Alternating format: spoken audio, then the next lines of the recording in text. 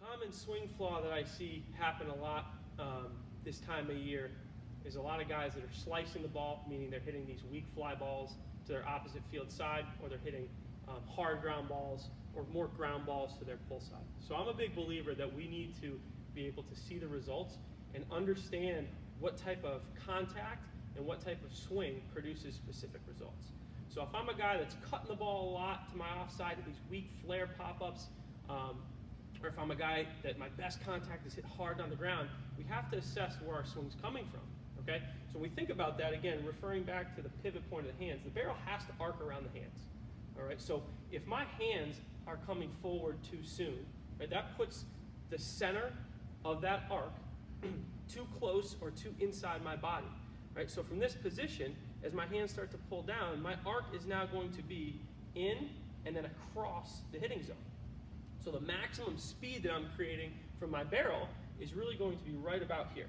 So if I catch a ball middle in at the peak velocity of my barrel, I'm going to hammer this ball into the ground pull side.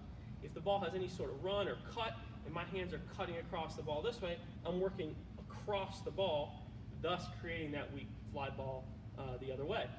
So when guys bring that problem to me, I ask them to assess a couple things. One's their loading pattern. How are they loading? And the typical thing is they're loading all together, all right? So you see a lot of hitters that are doing this.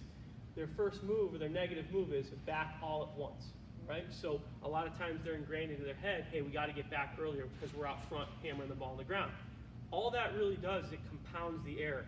Because now I'm loading my hands and my hands, my body, my backside all at once, when I begin the forward move, my hands are now coming back to the center of my body. Right? So I'm not able to create any separation. I'm not able to change the direction of my hands to match what I need to do to create a high level swing.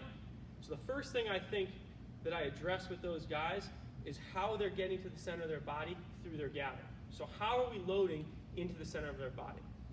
The first thing I'll talk about in that capacity is thinking about loading into the center, right? Not behind center. So I'm not loading back, I'm essentially loading down. So to give you a visual what that looks like, if a hitter's having a hard time with that big negative move, I'll tell them to think first move down and then work forward.